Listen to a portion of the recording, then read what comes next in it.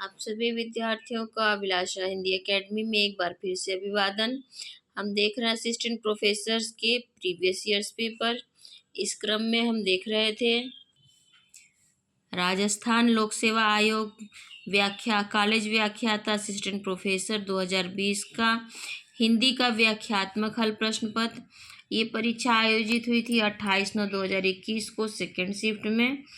इस प्रश्न पत्र के कुल 120 प्रश्न हो चुके हैं। अब आज से 121वें प्रश्न से देखेंगे। प्रश्न पत्र शुरू करने से पहले आप सभी से रिक्वेस्ट है, यदि पहली बार चैनल पर आए हैं या अभी तक आपने सब्सक्राइब नहीं किया तो ज़रूर सब्सक्राइब कर लीजिए, क्योंकि असिस्टेंट प्रोफेसर की तैयारी में लगे हुए सभी निबंध, सभी कहानियाँ, सभी निबंधों की पूरी प्लेलिस्ट मेरे चैनल पर बनी हुई है। जो भी विद्यार्थी से असली तैयारी कर रहे हैं वो ज़रूर उसका अवलोकन करें। तो चलिए बिना देर किए शुरू करते हैं। काल प्रवृत्ति का निर्णय प्राप्त ग्रंथों की संख्या द्वारा नहीं निर्णित हो सकता, बल्कि उस काल की मुख्य प्रेरणादायक वस्तु के आधार पर ही हो सकता है। यह कथन किसका है? रामचंद्र शुक्ल, हजारी प्रसाद द्विवेदी, डॉक्टर नागेंद्र या रामकुमार वर्मा। तो इसका उत्तर होगा बी। काल प्रवृत्ति का निर्णय प्राप्त ग्रंथों की संख्या द्वारा निर्णित नहीं हो सकता, बल्कि उस काल की मुख्य प्रेरणादायक वस्तु के आधार पर ही हो सकता है। यह कथन हजारी प्रसाद द्विवेदी का है। अपभ्रंश के कवियों को विस्मरण करना हमारे लिए हानि की वस्तु है। यही कवि हिंदी काव्य धारा के प्रथम स्रष्टा थे। यह कथन किसका है? राहुल सांकृत्यायन, भीमिश्र बंधु, श्री शिव सिंह सेंगर या हजारी प्रसाद द्विवेदी। तो इसका उत्तर होगा ए। अपभ्रंश के कवियों को विस्मरण करना हमारे लिए हानि की वस्तु है। यही कवि हिंदी काव्य के प्रथम द्रष्टा थे। यह कथन राहुल सांकृत्यायन का है। असंगत विकल्प चुनिए। हिंदी साहित्य का दूसरा इतिहास डॉक्टर बच्चन सिंह। हिंदी साहित्य 20वीं शताब्दी बाबू श्याम सुंदर सिंह दास। हिंदी साहित्य का इतिहास लक्ष्मी सागर वार्ष्णेय। डी। हिंदी साहित्य का आलोचनात्मक इतिहास डॉक्टर रामकुमार वर्मा। तो इसका उत्तर होगा बी। हिंदी साहित्य का 20वीं शताब्दी। हिंदी साहित्य 20वीं शताब्दी बाबू श्याम सुंदर दास विकल्प संगत है। हिंदी साहित्य 20वीं शताब्दी ये 1942 में प्रकाशित आचार्य नंद दुलारे वाजपेयी की कृति है। 124वां प्रश्न है, नागरिक प्रचारणी सभा द्वारा प्रकाशित हिंदी साहित्य का बृहत इतिहास के प्रथम भाग का शीर्षक है। हिंदी साहित्य का विकास, बी। हिंदी साहित्य का उद्भव और विकास, सी। हिंदी साहित्य का अभ्युत्थान या डी। हिंदी साहित्य की पीठिका। तो इसका उत्तर होगा डी। नागरिक प्रचारणी सभा द्वारा प्रकाशित हिंदी साहित्य का बृहत इतिहास के प्रथम भाग का शीर्षक है हिंदी साहित्य की पीठिका। 125वां प्रश्न है, मैं इस्लाम के महत्व को भूल नहीं रहा हूँ, लेकिन जोर देकर कहना चाहता हूँ कि अगर इस्लाम न आया होता तो भी इस साहित्य का 12 आना वैसा ही होता जैसा आज है। हिंदी के भक्ति आंदोलन के संदर्भ में यह कथन किसका है? आचार्य रामचंद्र शुक्ल, आचार्य हजारी प्रसाद द्विवेदी, डॉक्टर रामकुमार वर्मा या डॉक्टर नागेंद्र का। तो इसका उत्तर होगा बी। उपर्युक्त कथन आचार्य हजारी प्रसाद द्विवेदी ने अपनी पुस्तक हिंदी साहित्य की भूमिका में हिंदी साहित्य भारतीय चिंतन का स्वाभाविक विकास शीर्षक के अंतर्गत हिंदी की भक्ति आंदोलन के संदर्भ में कहा है। देखिए 126वां प्रश्न है, इतिहासकारों द्वारा मान्य हिंदी का प्रथम कवि को सुसंगत करना है। तो चलिए देखते हैं। हिंदी के प्रथम कवि के संबंध में हिंदी के प्रथम कवि को स्वीकार करने के संबंध में इतिहासकारों के मत है इस प्रकार। मिश्र बंधु शिव सिंह सेंगर ने पुष्पदंत या पुष्य या पुंड को प्रथम कवि माना है। डॉक्टर रामकुमार वर्मा ने स्वयंभू को प्रथम कवि माना है। डॉक्टर नागेंद्र और राहुल सांकृत्यायन ने सराहपा को प्रथम कवि माना। गणपति चंद्र गुप्त ने शालिभद्र सूरी को। हजारी प्रसाद द्विवेदी ने अब्दुल रहमान या इन्हीं को अद्दमाण भी कहा जाता है। जयदेव सिंह और माता प्रसाद गुप्त ने गोरखनाथ को और चंद्रधर शर्मा गुलेरी ने राजा मुंज को प्रथम कवि के रूप में स्वीकार किया है। 127वां प्रश्न है, कौन सा विकल्प सुमेलित नहीं है? तो श्रावकाचार्य देवसेन, नेमिनाथ राज सुमतिगढ़ी, भरतेश्वर बाहुबली राज शालिभद्र सूरी, रेवंत गिरिराज जिन धर्मसूरी। तो दिए गए विकल्पों में रेवंत गिरिराज जिन धर्मसूरी के सुमेलित नहीं है। रेवंत गिरिराज विजय सेन सूरी की रचना है।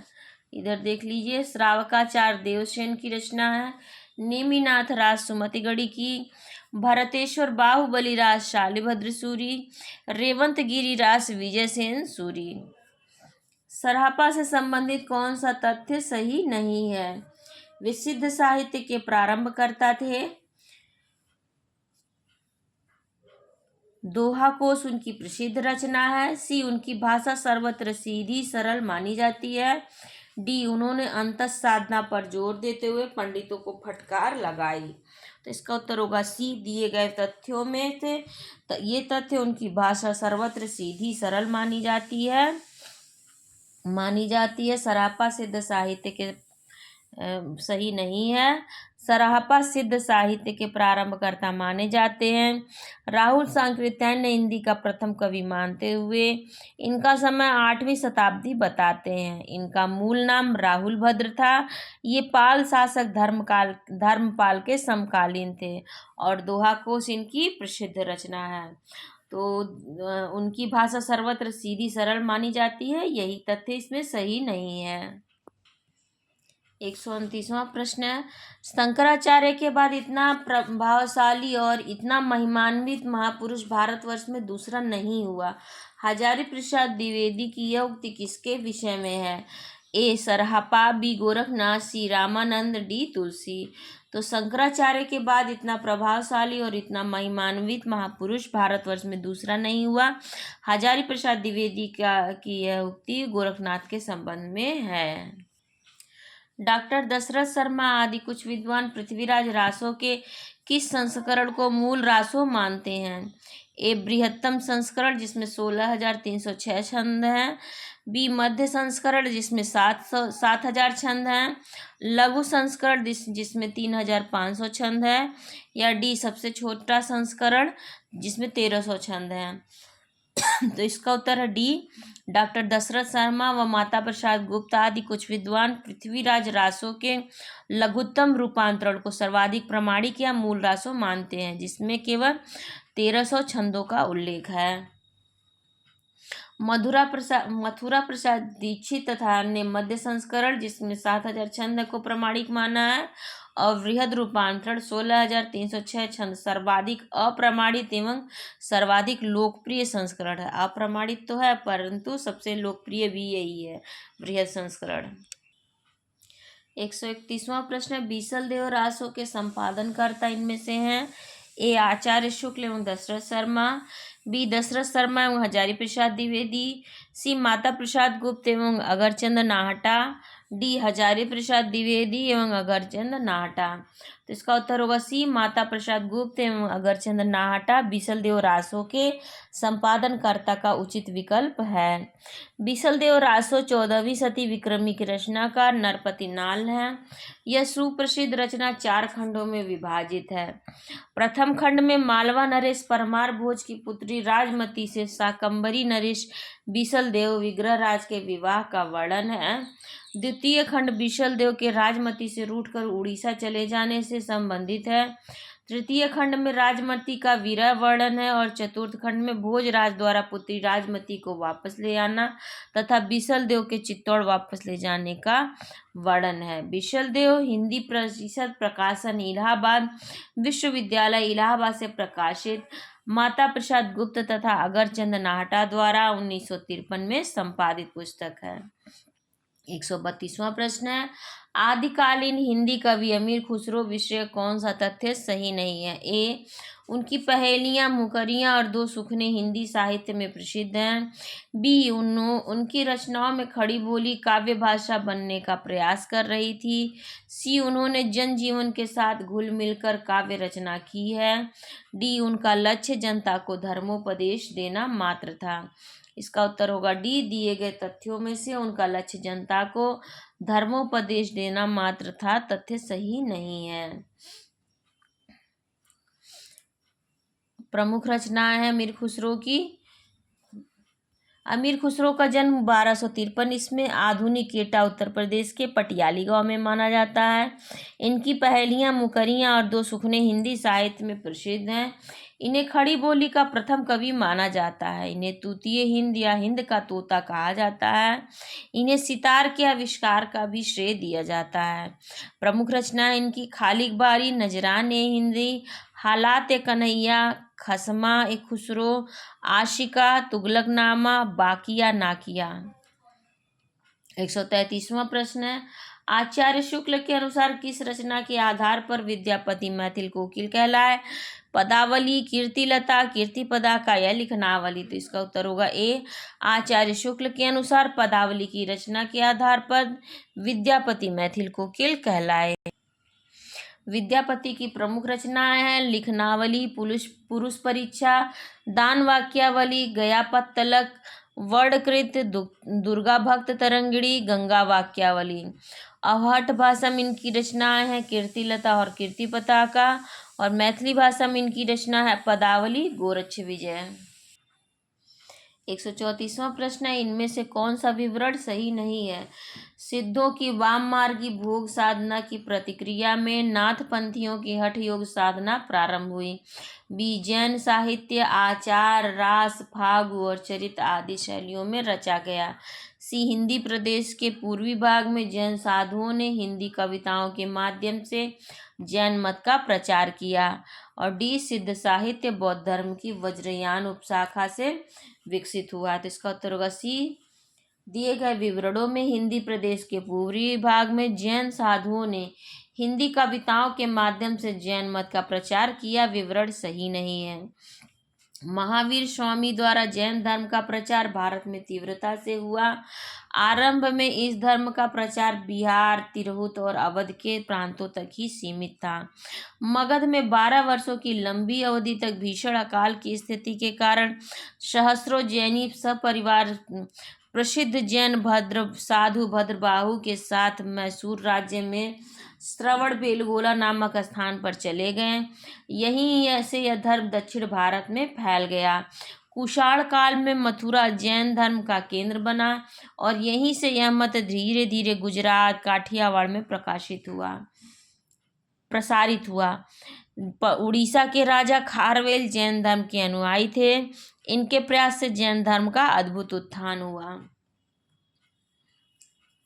135वां प्रश्न है, आदि से अंत तक इन्हीं चित्तवृत्तियों की परंपरा को परखते हुए साहित्य परंपरा के साथ उनका सामंजस्य दिखाना ही साहित्य का इतिहास कहलाता है। यह स्थापना किसकी है? मिश्र बंधुओं की। बी, विजय देवनारायण शाही। सी, राम कुमार वर्मा। डी, रामचंद्र शुक्ल। तो इसका उत्तर होगा डी। आदि से अंत तक इन्हीं चित्तवृत्तियों की परंपरा को परखते हुए साहित्य परंपरा के साथ उनका सामंजस्य दिखाना ही साहित्य का इतिहास कहलाता है। उक्त कथन आचार्य रामचंद्र शुक्ल का है। 136वां प्रश्न है, इस संबंध में इसके अतिरिक्त और कुछ कहने की जगह नहीं है कि यह पूरा ग्रंथ वास्तव में जाली है। पृथ्वीराज रासो के विषयक यह स्थापना किसकी है? रामचंद्र शुक्ल, कविराज श्यामल दास, डॉक्टर वूलर या गौरी शंकर हीराचंद ओझा। तो इसका उत्तर होगा ए, पृथ्वीराज विषयक उपयुक्त स्थापना रामचंद्र शुक्ल की है। इस ग्रंथ में श्रृंगार की ही प्रधानता है, वीर रस का किंचित आभास मात्र है। रामचंद्र शुक्ल की यह मान्यता किस ग्रंथ के संदर्भ में है? पृथ्वीराज रासो, बी, बिसलदेव रासो, सी, कुमार रासो, डी, विजयपाल रासो। तो इसका उत्तर होगा बी। इस ग्रंथ में श्रृंगार की प्रधानता है, वीर रस का किंचित आभास मात्र है। रामचंद्र शुक्ल की यह मान्यता बिसलदेव रासो के संदर्भ में है। 138वां प्रश्न, वे सांप्रदायिक शिक्षा मात्रतः शुद्ध साहित्य की कोटि में नहीं आ सकती। सिद्धों, नाथों, योगियों की रचनाओं के विषय में यह कथन किसका है? George Grierson, doctor Nagendra, doctor Ramchandra Shukla या मिश्र बंधु। तो इसका उत्तर होगा सी, वे सांप्रदायिक शिक्षा मात्र हैं, अतः शुद्ध साहित्य की कोटि में नहीं आ सकती। सिद्धों, नाथों, योगियों की रचनाओं के विषय में यह मत आचार्य रामचंद्र शुक्ल का है। आचार्य रामचंद्र शुक्ल का मानना है कि सिद्धों, नाथों और योगियों की रचनाएं तांत्रिक विधान, योग साधना, आत्मनिग्रह, भीतरी चक्रों, अंतर्मुख साधना के महत्व इत्यादि की सांप्रदायिक शिक्षा मात्र है। जीवन की स्वाभाविक अनुभूतियों और दशाओं से उनका कोई संबंध नहीं, अतः वे शुद्ध साहित्य की कोटि में नहीं आती। उनको उसी रूप में ग्रहण करना चाहिए जिस रूप में ज्योतिष, आयुर्वेद आदि के ग्रंथ हैं। 139वां प्रश्न है, राउल वेल के विषय में कौन सा तथ्य सही नहीं है? इसके रचयिता रोडा नामक कवि माना जाता है। बी, यह मूलतः एक श्रीलंकित कृति है। सी, यह गद्य पद्य मिश्रित चंपू काव्य है। डी, इसमें राउल नामक नायक का शौर्य वर्णन है। तो इसका उत्तर होगा डी। दिए गए तथ्यों में राउल वेल के विषय में इसमें राउल नामक नायक का शौर्य वर्णन है, तथ्य सही नहीं है। राउल वेल या राउल वेली ये 10वीं सदी ईस्वी के कवि रोड़ा की रचना मानी जाती है, जिसका सर्वप्रथम प्रकाशक डॉक्टर भयाड़ी ने भारतीय विद्या पत्रिका में करवाया। यह एक शिलांकित कृति है। जिन शिलाओं पर यह लिखी गई थी वह मध्य प्रदेश के मालवा क्षेत्र धार जिले में से प्राप्त हुई है और वर्तमान में मुंबई के प्रिंस ऑफ वेल्स संग्रहालय में सुरक्षित रखी गई है। यह हिंदी का प्रथम चंपू काव्य है, अर्थात गद्य पद्य मिश्रित रचना मानी जाती है। इसकी नायिका राहुल है, जिसके नखशिख सौंदर्य का वर्णन मिलता है और इसमें 7 नायिकाओं के नखशिख सौंदर्य का वर्णन भी मिलता है। तो राहुल इसका नायक नहीं बल्कि नायिका है। 140वां प्रश्न है, भगवान को सगुण मानकर उनकी भक्ति पर बल देने वाले भागवत धर्म के भेदों और उनके संस्थापकों को सुमेलित कीजिए। तो यहाँ से संप्रदाय दिया है, दूसरी ओर उस संप्रदाय के संस्थापक को दिया है, तो हम सीधे सुमेलन देखेंगे। देखिए, श्री संप्रदाय के प्रवर्तक रामानुजाचार्य हैं। इनका दार्शनिक मंत्र है विशिष्टाद्वैतवाद। ब्रह्म संप्रदाय, इसके प्रवर्तक हैं माधवाचार्य। दार्शनिक मत है द्वैतवाद। रुद्र संप्रदाय, इसके प्रवर्तक हैं विष्णु स्वामी और इसका दार्शनिक मत है शुद्धाद्वैतवाद। सनकादि संप्रदाय, प्रवर्तक निम्बार्काचार्य, मत द्वैताद्वैत या भेदाभेदवाद। गौड़ीय संप्रदाय, चैतन्य महाप्रभु प्रवर्तक, द्वैताद्वैतवाद इसका सिद्धांत। राधा वल्लभ संप्रदाय, इसके प्रवर्तक हित हरिवंश। सनकादि संप्रदाय को निम्बार्क संप्रदाय, हंस संप्रदाय या कुमार संप्रदाय के नाम से भी जाना जाता है। श्री संप्रदाय, रामानुजाचार्य, श्री रामा विशिष्ट इसकी ट्रिक है। ब्रह्म संप्रदाय, माधवाचार्य, ब्रह्म दम माधवत माधव। रुद्र विष्णु शुद्ध, रुद्र संप्रदाय, विष्णु स्वामी शुद्धाद्वैतवाद। सनकादि संप्रदाय, निम्बार्काचार्य, द्वैताद्वैत निम्बासन, सनकादि निम्बासन। गौड़ीय संप्रदाय, चैतन्य महाप्रभु, द्वैताद्वैतवाद। राधा वल्लभ, हित हरिवंश। ये इस तरह से ट्रिक इसको याद करने की है। कौन सा विवरण सही नहीं है? 84 वैष्णव की वार्ता में वल्लभाचार्य के शिष्यों की कथाएं संकलित हैं। बी, 252 वैष्णव की वार्ता में विठलनाथ के शिष्यों की कथाएं हैं।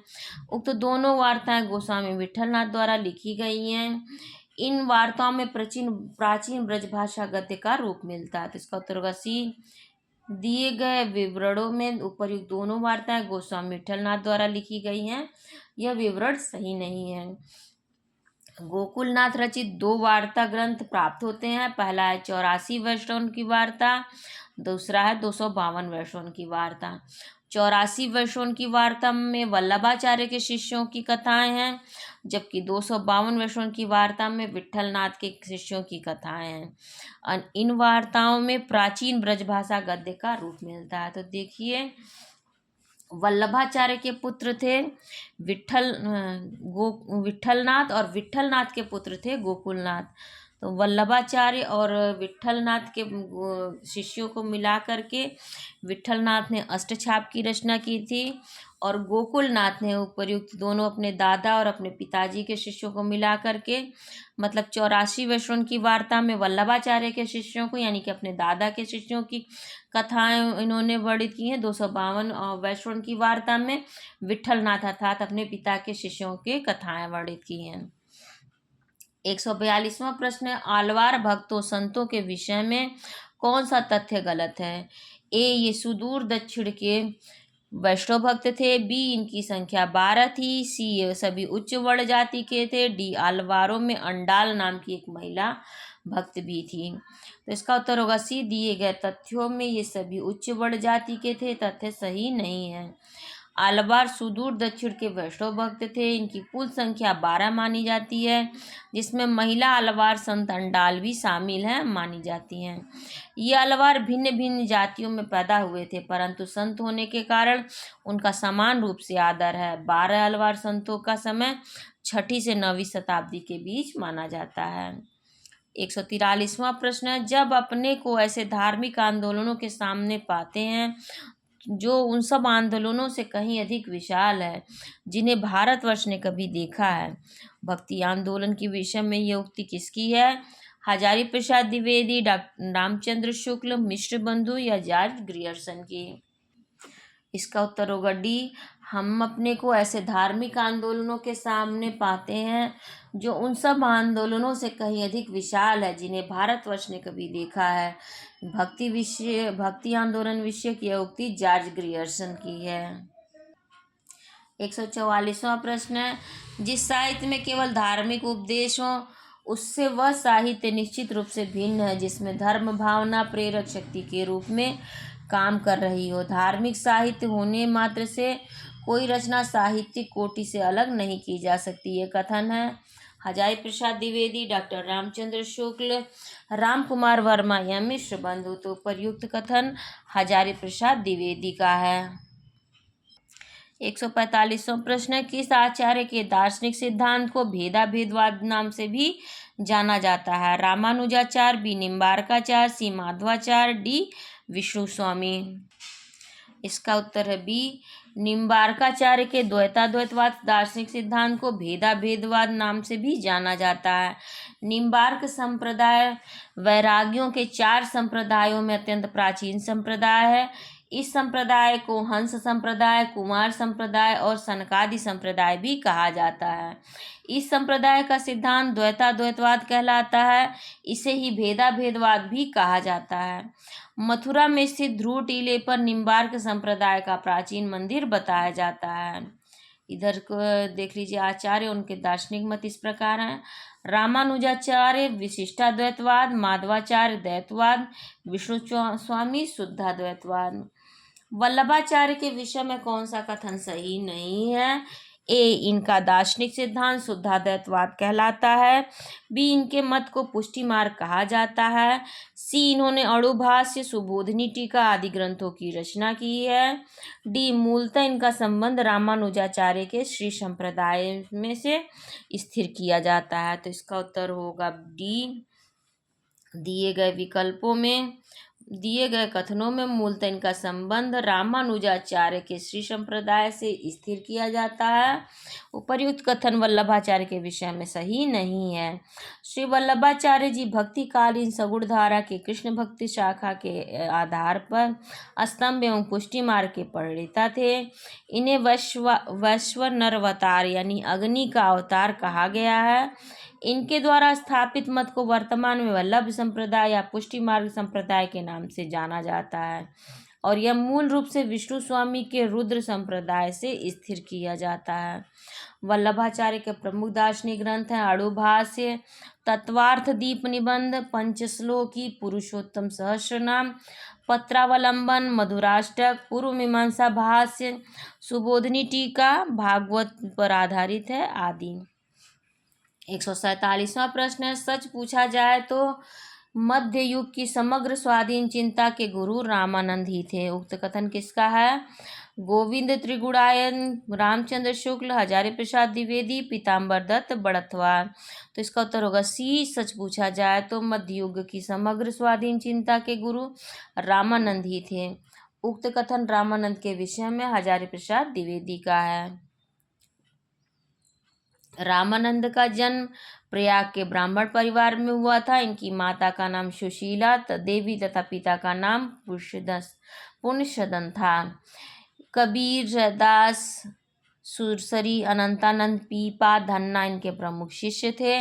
स्वामी रामानंद स्थापित रामानंदी संप्रदाय को ही रामावत संप्रदाय भी कहा जाता है।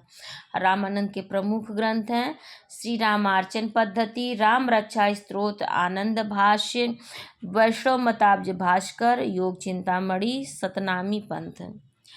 148वां प्रश्न, सिद्ध सामंत युग की कविताओं की सृष्टि आकाश में नहीं हुई, वे हमारे देश की ठोस धरती की उपज है। यह कथन किसका है? आचार्य रामचंद्र शुक्ल का। रामचंद्र शुक्ल, हजारी प्रसाद द्विवेदी, मिश्र बंधु या राव संकृत्यान। इसका उत्तर होगा डी। सिद्ध सामंत युग की कविताओं की सृष्टि आकाश में नहीं हुई, वे हमारे देश की ठोस धरती की उपज है। कथन महापंडित राव संकृत्यान का है। विक्रम की 7वीं से 11वीं शताब्दी तक अपभ्रंश की प्रधानता रही और फिर वह पुरानी हिंदी में परिणत हो गई। हिंदी के प्रारंभिक काल की भाषा के बारे में यह कथन किसका है? महावीर प्रसाद द्विवेदी, हजारी प्रसाद द्विवेदी, चंद्र शर्मा गुलेरी या डॉक्टर राम कुमार वर्मा। तो इसका उत्तर होगा सी। विक्रम की 7वीं से 11वीं शताब्दी तक अपभ्रंश की प्रधानता रही और फिर वही पुरानी हिंदी में परिणत हो गई। उपर्युक्त कथन पंडित चंद्र शर्मा गुलेरी ने हिंदी के प्रारंभिक काल की भाषा के बारे में कहा है। 150वां प्रश्न, नंददास के व्यक्तित्व एवं कृतित्व के संबंध में कौन सा कथन सही नहीं है?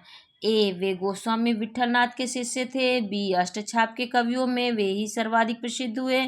सी, उनकी सर्वोत्कृष्ट रचनाएं रासमंचाध्यायी और भंवर गीत हैं। डी, रसमंजरी नायक नायिका भेद से संबंधित रचना है। इसका उत्तर होगा बी। दिए गए कथनों में अष्टछाप के कवियों में वे ही सर्वाधिक प्रसिद्ध थे कथन सही नहीं है।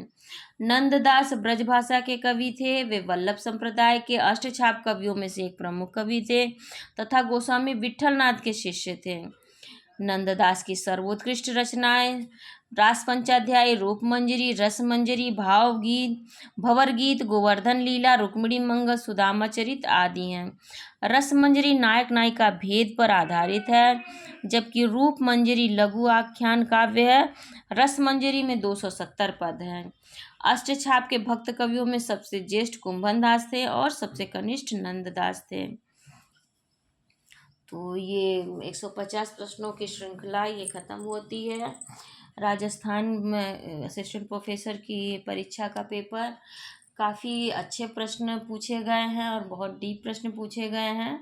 एक तरह से मेरे आधार पर ये फर्स्ट शिफ्ट की अपेक्षा ये टफ था थोड़ा पेपर। आप लोगों को कैसा लगा ज़रूर बताइएगा। सारी जितनी भी प्रीवियस ईयर्स पेपर कराए गए हैं सबकी प्लेलिस्ट मेरे चैनल पर बनी हुई है, आप लोग एक बार ज़रूर अवलोकन करें। पहली बार चैनल पर आए हैं तो ज़रूर सब्सक्राइब कर लीजिए। लाइक, शेयर और कमेंट ज़रूर करिए। अपने प्रश्न और अपने विचारों से मुझे ज़रूर अवगत कराएं। धन्यवाद।